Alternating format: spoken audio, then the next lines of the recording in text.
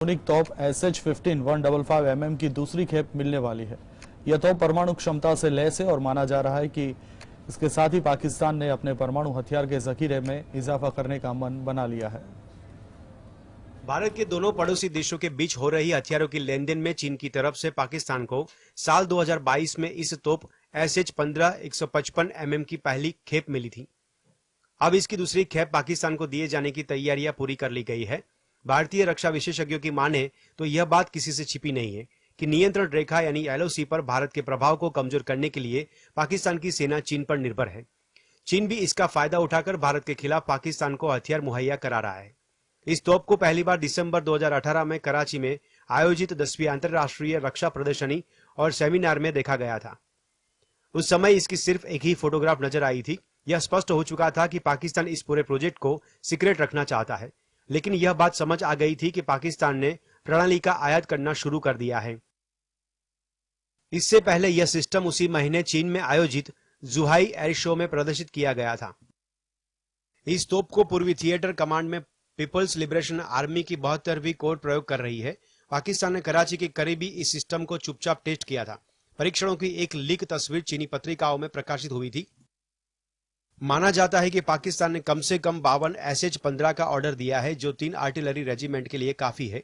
SH-15 system truck के पिछले हिस्से में लगे 155 मिमी के हॉवित्जर को ले जाने के लिए सानकशी ट्रक प्रयोग करता है। सिस्टम को स्थिर करने के लिए ट्रक में पीछे की ओर हॉवित्जर से जुड़े 2 हुक लगे हैं। इस सिस्टम को ऑपरेट करने के लिए 5 सदस्यों वाले क्रू की जरूरत होती है। Bureau report, GSTV। नमस्कार, GSTV साथ हूं सुदेवांग। देखते हैं अंदर की बात हिंदी में। रूस हमेशा से परमाणु युद्ध को बढ़ावा देने के लिए अमेरिका और पश्चिमी देशों पर आरोप लगा रहा है। रूस ने कहा कि न्यूक्लियर वॉर का खतरा दिन ब दिन बढ़ता जा रहा है। क्या अब युद्ध होकर रहेगा? देखते हैं स्पेशल रिपोर्ट में। रूस और यूक्रेन के बीच युद्ध शुरू हुए 14 महीने से ज्यादा समय हो गया। युद्ध के दौरान दोनों देशों को बहुत ही ज्यादा नुकसान का सामना करना पड़ा है। इसी बीच रिपोर्ट के मुताबिक एक वरिष्ठ रूसी राजनीतिक के हवाले से कहा गया कि रूस और अमेरिका 2 परमाणु शक्तियां हैं। इस दोनों देश के बीच सीधे सैन्य टकराव की वजह से न्यूक्लियर वॉर के जोखिम लगातार बढ़ रहे हैं। रूस के विदेश मंत्रालय के परमाणु विभाग के प्रमुख व्लादिमीर एर्मकोव ने बताया कि अमेरिका रूस के साथ अपनी हरकतों की वजह से जोखिम बढ़ा रहा है। रूस हमेशा परमाणु युद्ध को बढ़ावा देने के लिए अमेरिका और पश्चिमी देशों पर आरोप लगा रहा है। इसी पर व्लादिमीर एर्मकोव ने चेतावनी देते हुए कहा कि अगर अमेरिका लगातार रूस के साथ किसी भी तरह टकराव जारी रखता है तो इसके परिणाम स्वरूप न्यूक्लियर हमले की संभावना पैदा हो सकती है। अमेरिका ने मार्च में रूस से कहा था कि रूस सेना के न्यूक्लियर वॉर की धमकी देने के बाद वो अपने न्यूक्लियर डेटा से जुड़ी जानकारी को संधि के नियमों के अनुसार देना बंद कर देगा। अमेरिका ने इसके लिए रूस का न्यूक्लियर से जुड़ी स्टार्ट संधि में भागीदारी न लेने को भी वजह बताया है। रूस के विदेश मंत्रालय के परमाणु विभाग के प्रमुख व्लादिमीर एर्मकोव ने कहा कि आज का सबसे गंभीर खतरा है 2 न्यूक्लियर पावर के बीच सीधे तौर पर टकराव होना। इसकी वजह से न्यूक्लियर वॉर होने की भी संभावना जुड़ी हुई है और अफसोस ये है कि न्यूक्लियर वॉर का खतरा दिन ब दिन बढ़ता जा रहा है। Bureau report. Umesh Pal murder case में अतीक अहमद के वकील रहे सौलत हनीफ की मुश्किलें बढ़ने वाली है।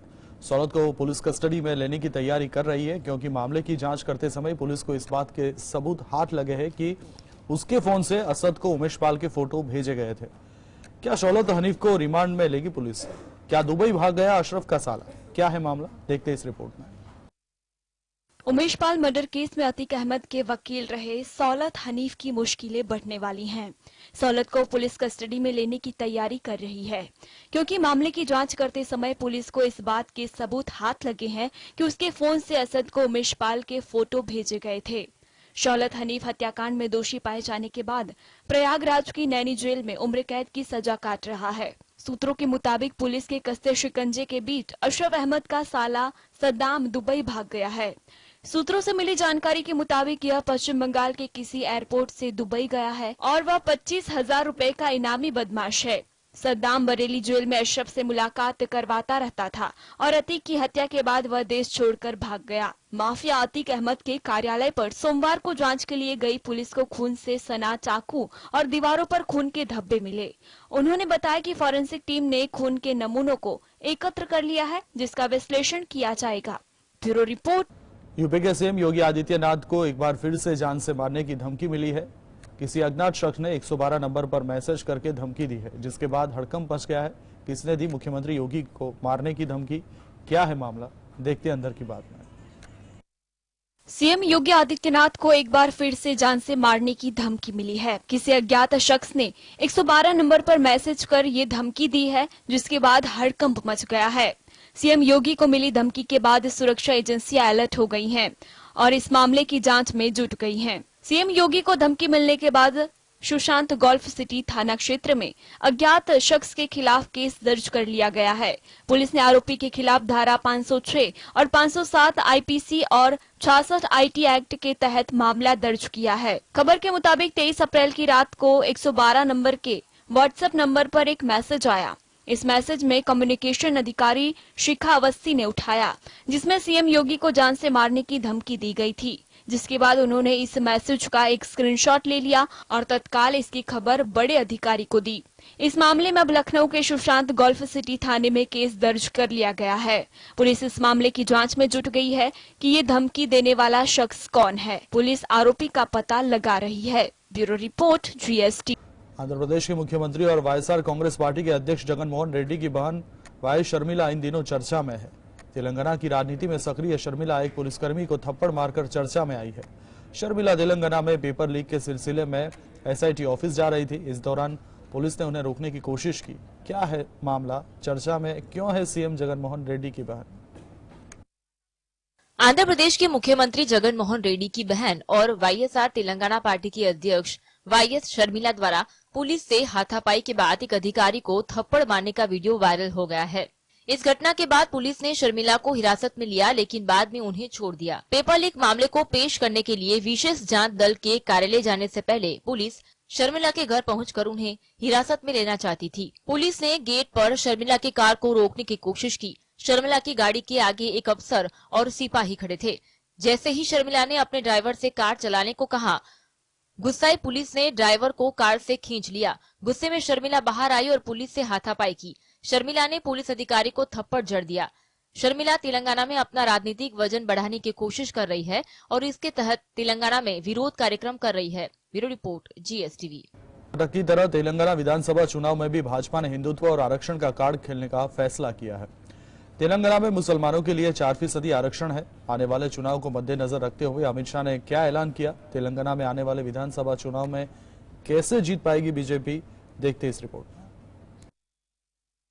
कर्नाटक की तरह तेलंगाना विधानसभा चुनाव में भी भाजपा ने हिंदुत्व और आरक्षण का कार्ड खेलने का फैसला किया है। तेलंगाना में मुसलमानों के लिए 4% आरक्षण है। अमित शाह ने ऐलान किया कि बीजेपी की सत्ता में आने पर तेलंगाना में शिक्षा और नौकरियों में मुसलमानों को दिए जाने वाला आरक्षण रद्द कर दिया जाएगा। शाह ने यह भी आरोप लगाया है कि चंद्रशेखर राव असदुद्दीन ओवैसी के एजेंडे पर चल रहे हैं। शाह ने मुस्लिम आरक्षण और मुसलमानों के लिए 2 बेडरूम वाले घर की योजनाओं को असंवैधानिक बताते हुए कहा, अगर तेलंगाना में हमारी सरकार बनती है तो हम मुस्लिम आरक्षण को खत्म कर देंगे। यह आरक्षण तेलंगाना के दलित, आदिवासी और ओबीसी समुदाय के लिए है, इसलिए उन्हें ही आरक्षण मिलेगा। शाह ने कहा, आप सभी कमल को वोट दें। महालक्ष्मी कमल पर बैठकर तेलंगाना में उतरेगी और आशीर्वाद लेगी। चूंकि केसीआर की पार्टी को तेलंगाना में व्यापक मुस्लिम समर्थन प्राप्त है, भाजपा लंबे समय से हिंदुत्व के एजेंडे पर आगे बढ़ रही है, लेकिन बहुत कम सफलता मिली है। तेलंगाना में इस साल के अंत में विधानसभा चुनाव होने वाले हैं, जिसको लेकर अभी से तमाम राजकीय पक्षों ने अपनी तैयारियां शुरू कर दी है। Bureau report, GSTV। Chief Mayawati की मुश्किलें अब बढ़ सकती है। 20 साल पुराने मामले में सीबीआई ने एक्शन लेना शुरू कर दिया है। इस मामले की अगली सुनवाई 22 मई को होगी। क्या था मामला, क्यों 20 साल बाद अब फिर से शुरू हुई कार्यवाही, किसने शुरू करवाई कार्यवाही, देखते इस रिपोर्ट में। बीएसपी चीफ मायावती पर सीबीआई ने शिकंजा कसना शुरू कर दिया है। ताज कॉरिडोर घोटाले में तत्कालीन मुख्यमंत्री मायावती और मंत्री रहे नसीबुद्दीन सिद्दीकी की मुश्किलें बढ़ सकती है। 20 साल पुराने मामले में इस घोटाले में सीबीआई ने एक्शन लेना शुरू किया है। सूत्रों की माने तो आरोप लगा था कि पर्यावरण मंत्रालय की हरी झंडी मिलने से पहले ही इस कॉरिडोर के लिए 17 करोड़ रुपए जारी कर दिया गया था। तब सुप्रीम कोर्ट ने 2003 में इस कॉरिडोर की पड़ताल करने के लिए आदेश दिए थे, जिसके बाद सीबीआई ने इस मामले में 2007 में चार्जशीट दाखिल कर दी थी। तब मायावती के साथ नसीमुद्दीन सिद्दीकी पर गंभीर आरोप लगे थे, लेकिन मायावती के मुख्यमंत्री बनते ही इस केस को चलाने की इजाजत देने से मना कर दिया गया था। इसके बाद सीबीआई कोर्ट में चल रही जांच रुक गई, लेकिन अब एक बार फिर से इस केस में जांच शुरू होने की बात बीएसपी चीफ की मुश्किलें बढ़ा सकती है। अब इस मामले की अगली सुनवाई 22 मई को होगी। वर्ष 2002 में मायावती ने ताजमहल और उसके आसपास के इलाके को कॉरिडोर के रूप में विकसित करने के लिए इस परियोजना की शुरुआत की थी। Bureau report. तो नीतीश कुमार ने 2024 के लोकसभा चुनाव में विपक्ष को एकजुट करने का मिशन शुरू किया है। इसके तहत नीतीश और तेजस्वी यादव ने ममता बनर्जी से मुलाकात की और कांग्रेस को आगे ले जाने के लिए उनसे सहयोग का अनुरोध किया है। किस बात पर सहमत हुई ममता बनर्जी, कितनी सीट कांग्रेस को देने की चल रही है बात, देखते इस रिपोर्ट में। नीतीश कुमार ने 2024 के लोकसभा चुनाव में विपक्ष को एकजुट करने का मिशन शुरू किया है। इसी के तहत नीतीश और तेजस्वी यादव ने ममता बनर्जी से मुलाकात की और कांग्रेस को आगे ले जाने के लिए उनसे सहयोग का अनुरोध किया है। सूत्रों का दावा है कि ममता कांग्रेस के साथ गठबंधन के लिए तैयार है, लेकिन लोकसभा की 2 से ज्यादा सीटें देने को तैयार नहीं है। ममता तैयार है अगर नीतीश तेजस्वी कांग्रेस को 2 सीटें मानने के लिए मना ले। इस मुलाकात के बाद नीतीश और ममता ने एक साथ पत्रकारों को संबोधित किया। ममता ने साफ तौर पर कहा कि बीजेपी के खिलाफ विपक्षी गठबंधन में शामिल होने में उन्हें कोई गर्व नहीं है। मैं चाहती हूं कि अगले चुनाव में बीजेपी हीरो से जीरो हो जाए। नीतीश तेजस्वी सपा प्रमुख अखिलेश यादव से भी मुलाकात करेंगे। केंद्र में सरकार गठन के लिहाज से बिहार, यूपी और उत्तर प्रदेश 3 राज्य सबसे महत्वपूर्ण हैं। यूपी में 80, बिहार में 40 और बंगाल में 42। इन 3 राज्यों में 545 सदस्य लोकसभा की 162 सीटें हैं। Bureau report, GST. जांच ब्यूरो सीबीआई को वैधता देने के लिए संसद में अगले सत्र में एक कानून लाएगी। अगर यह कानून बन जाता है तो सीबीआई को जांच के लिए राज्य सरकारों से अनुमति नहीं लेनी पड़ेगी। कैसे बन जाएगा ये कानून, देखते इस रिपोर्ट में। मोदी सरकार केंद्रीय जांच ब्यूरो सीबीआई को वैधता देने के लिए संसद के अगले सत्र में एक कानून लाएगी। अगर यह कानून बन जाता है तो सीबीआई को जांच के लिए राज्य सरकार से अनुमति नहीं लेनी पड़ेगी। नए कानून में सीबीआई को गृह मंत्रालय के अधीन लाया जाएगा। सीबीआई फिलहाल कार्मिक मंत्रालय के तहत काम करती है। वर्तमान में सीबीआई दिल्ली विशेष पुलिस स्थापना अधिनियमन 1946 के तहत कार्य कर रही है।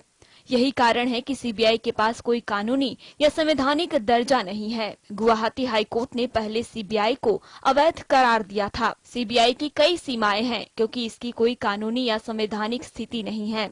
इसी के चलते मोदी सरकार ने इस मामले को संसद की स्टैंडिंग कमेटी को सौंप दिया था। लंबी चर्चा के बाद संसद की स्टैंडिंग कमेटी ने सीबीआई के लिए कानून बनाने की सिफारिश की थी। मोदी सरकार ने कार्मिक विभाग को गृह मंत्रालय के साथ मिलकर विधेयक का मसौदा तैयार करने को कहा है। नए कानून में सीबीआई के स्तर, कार्य और अधिकार को सुनिश्चित करने और इसकी निष्पक्षता और विश्वसनीयता सुनिश्चित करने के प्रावधान होंगे। Bureau report, GS. प्रतिबंधित संगठन पीएफआई पर राष्ट्रीय जांच एजेंसी ने बिहार के कई ठिकानों पर छापेमारी की है। सूत्रों के मुताबिक यूपी, बिहार और मध्य प्रदेश समेत करीब 17 जगहों पर एनआईए ने एक साथ रेड की है। क्या है मामला, देखते इस रिपोर्ट में। प्रतिबंधित संगठन पीएफआई पर राष्ट्रीय जांच एजेंसी एनआईए ने बड़ी कार्यवाही की है। रिपोर्ट के मुताबिक उत्तर प्रदेश, बिहार, मध्य प्रदेश समेत अन्य राज्यों के करीब 17 लोकेशन पर एनआईए एक साथ रेड की गई। रिपोर्ट के मुताबिक एनआईए प्रतिबंधित पॉपुलर फ्रंट ऑफ इंडिया के ठिकानों पर छापेमारी की। इस क्रम में बिहार में पीएफआई से जुड़े मामले में दरभंगा के उर्दू बाजार स्थित दंत चिकित्सक डॉक्टर सारिक राजा और सिंधवाड़ा थाना क्षेत्र के शंकरपुर गांव निवासी महबूब पर एनआईए ने छापेमारी की। एनआईए ने हिजबुल मुजाहिदीन के सरगना सैयद सलाउद्दीन के 2 बेटे के जम्मू कश्मीर के बडगाम और श्रीनगर जिलों में स्थित एक मकान और 2 कनाल जमीन सोमवार को कुर्क कर दी। अधिकारियों के मुताबिक उन्होंने बताया, एनआईए के अधिकारियों की टीम ने पहले यहां रामबाग इलाके में एक मकान को कुर्क किया जो राजस्व रिकॉर्ड में सैयद अहमद शकील के नाम पंजीकृत है। वहां घोषित आतंकवादी सलाउद्दीन का बेटा है। एनआईए ने गैरकानूनी गतिविधि अधिनियम के तहत अदालती आदेश पर यहां कार्यवाही की। अधिकारियों की टीम बडगाम जिला स्थित सोईबुर्ग गई, जो भारत में सार्वजनिक वांछित आतंकी का पैतृक निवास स्थान है। उन्होंने बताया कि वहां 2 कनाल जमीन कुर्क की गई। Bureau report. खिलाड़ियों और कुश्ती महासंघ के बीच विवाद फिर जोर पकड़ रहा है। 3 महीने पहले कुश्ती महासंघ और उनके अध्यक्ष बृजभूषण शरण सिंह पर पहलवानों ने आरोप लगाए थे। उनके आरोपों के बाद एक जांच कमेटी भी बिठाई गई थी, लेकिन पहलवानों का कहना है कि कमेटी की रिपोर्ट की उन्हें कोई जानकारी नहीं है। उसके बाद रविवार को पहलवान जंतर मंतर पर धरने पर बैठ गए हैं। क्या अब कुश्ती महासंघ के अध्यक्ष बृजभूषण शरण सिंह देंगे इस्तीफा, देखते इस रिपोर्ट में। कुश्ती के खिलाड़ियों और कुश्ती महासंघ के बीच विवाद फिर जोर पकड़ रहा है। सूत्रों का दावा है कि भारतीय कुश्ती महासंघ के अध्यक्ष बृजभूषण शरण सिंह के खिलाफ यौन उत्पीड़न के आरोप से उपजे घोटाले से बचने के लिए भाजपा सिंह से संघ से इस्तीफा देने के लिए कहेगी। सूत्रों के मुताबिक बृजभूषण सप्ताह के अंत तक इस्तीफा दे देंगे, केंद्रीय खेल मंत्रालय ने भी महासंघ के चुनाव टाल दिए हैं। रेसलिंग फेडरेशन ऑफ इंडिया के चुनाव 7 मई को होने वाले थे। ओलंपिक पदक विजेता बजरंग पूनिया और साक्षी मलिक के अलावा विनेश फोगाट सहित देश के शीर्ष पहलवानों ने ब्रजभूषण शरण सिंह के खिलाफ प्राथमिकी दर्ज करने की मांग को लेकर सुप्रीम कोर्ट में याचिका दायर की है। ये पहलवान रविवार से जंतर मंतर पर धरना दे रहे हैं। ब्रजभूषण के खिलाफ एक नाबालिग सहित 7 महिला पहलवानों ने यौन उत्पीड़न की शिकायत पुलिस में दर्ज कराई थी, लेकिन प्राथमिकी दर्ज होने के बाद धरना शुरू कर दिया। पहलवानों ने आरोपों की जांच कर रही निगरानी समिति की रिपोर्ट जारी करने की मांग की है। Bureau report. ओलंपिक पदक विजेता पहलवान बजरंग पूनिया, साक्षी मलिक और विनेश फोगाट की अगुवाई में पहलवानों ने एक बार फिर बीजेपी सांसद ब्रजभूषण शरण सिंह के खिलाफ मोर्चा खोल दिया है। तो दूसरी ओर बीजेपी की टेंशन अब बढ़ रही है। बीजेपी अभी असमंजस की स्थिति में है। क्या होगा ब्रजभूषण का, देखते इस report.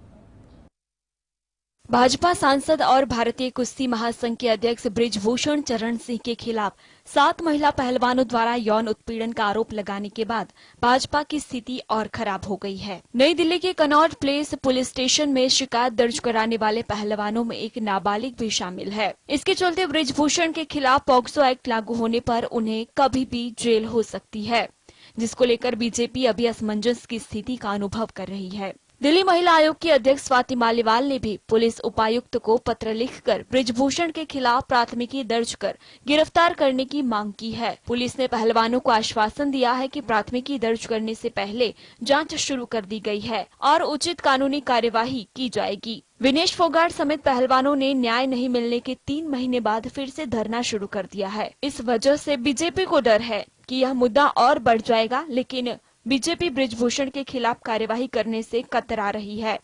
Bureau report, GH. Jammu Kashmir के पुंछ में सेना के एक ट्रक पर घात लगाकर हमला करने वाले आतंकियों ने बख्तर वन ढाल को भेदने में सक्षम स्टील कोर गोलियों का इस्तेमाल किया था।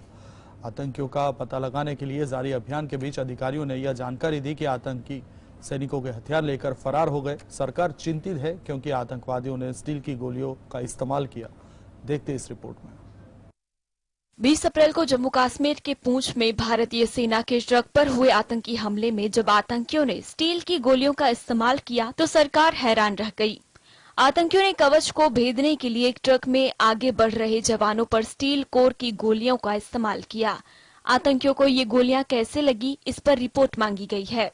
इस हमले में 5 जवान शहीद हो गए थे। एनएसजी और एनआईए की टीम हमले की जांच कर रही है। हमले के बाद आतंकी जवानों के हथियार लेकर फरार हो गए, इसकी भी जांच की जा रही है। इस हमले में शूटर ने भाटा धोरियन के घने जंगल में ट्रक के शीशे पर गोली मारी और संतुलन बिगड़ने पर आतंकियों ने फायरिंग की और ग्रेनेड फेंके।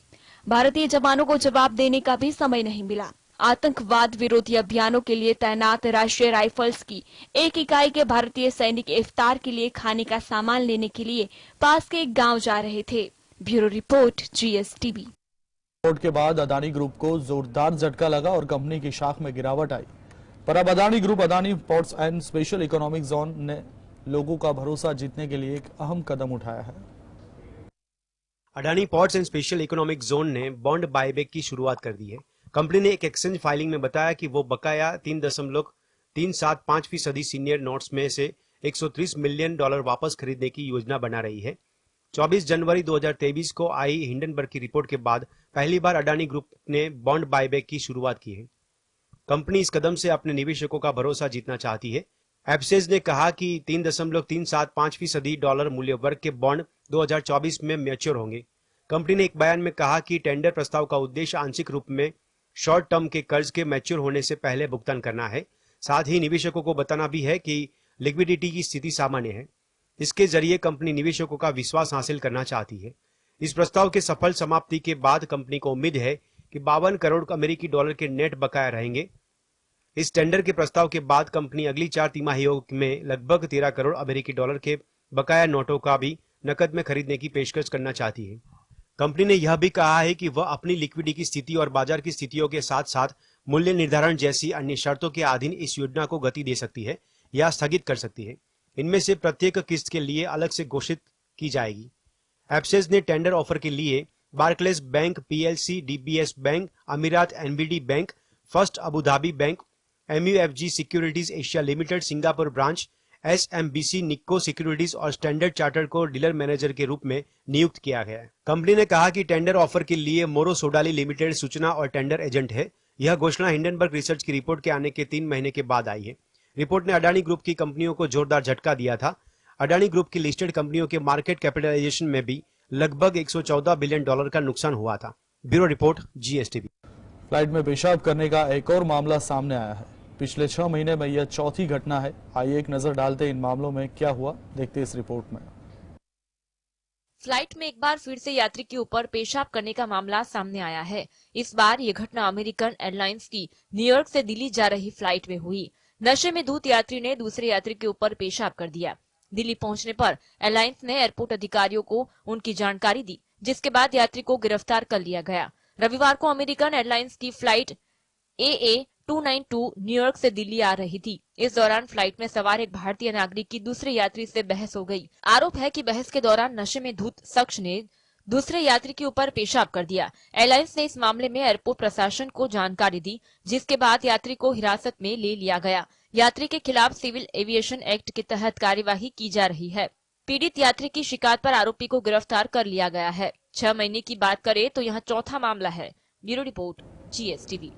एयर इंडिया की ओर से कहा गया कि कंपनी एयरलाइन के आधुनिकीकरण के लिए ChatGPT चैटबॉट का उपयोग करेगी। इसके लिए शुरुआत में $200 मिलियन का निवेश किया जाएगा। एयर इंडिया एयरलाइन की ओर से जारी प्रेस रिलीज में कहा गया कि कंपनी पहले ही new digital system, digital engineering सेवाओं और डिजिटल वर्कफोर्स बनाने के लिए $200 मिलियन का निवेश पहले ही कर चुकी है। टाटा ग्रुप की ओर से अधिग्रहण के बाद एयर इंडिया के कायाकल्प को लेकर कार्य किया जा रहा है। इसके लिए Vihan.ai प्लान को लॉन्च कर दिया गया है। इसके तहत 5 साल में एयर इंडिया को अंतर्राष्ट्रीय स्तर की एयरलाइन बनाने का लक्ष्य रखा गया है, जिसके लिए कंपनी लगातार नई नई टेक्नोलॉजी पर कार्य कर रही है। Vihan.ai के अंतर्गत एयरलाइन का उद्देश्य बाजार में अपनी हिस्सेदारी को भी बढ़ाना है। एयरलाइन पिछले कुछ समय में ग्राहकों के अधिक सुविधा उपलब्ध कराने के लिए नई नई टेक्नोलॉजी का इस्तेमाल पर जोर दे रही है। इसमें वेबसाइट और मोबाइल ऐप को आधुनिक बनाने, ChatGPT चैटबॉट का इस्तेमाल, विमान के अंदर एंटरटेनमेंट के आधुनिकीकरण और real time customer support request tracking भी शामिल है। एयर इंडिया द्वारा टेक्नोलॉजी के साथ बड़ी संख्या में नए विमान भी खरीदने जा रहे हैं। फरवरी में एयरलाइन की ओर से 840 विमानों का ऑर्डर दिया गया था, जिसमें से 250 विमानों का ऑर्डर फ्रेंच कंपनी एयरबस और 220 विमानों का ऑर्डर अमेरिकी कंपनी बोइंग को दिया गया है। साथ ही 370 विमानों की अतिरिक्त खरीद का विकल्प भी दिया गया है। बता दें कि एयर इंडिया की ओर से दिया गया यह ऑर्डर विमान इतिहास में दिया अब तक का सबसे बड़ा ऑर्डर था। Bureau report, GSTV।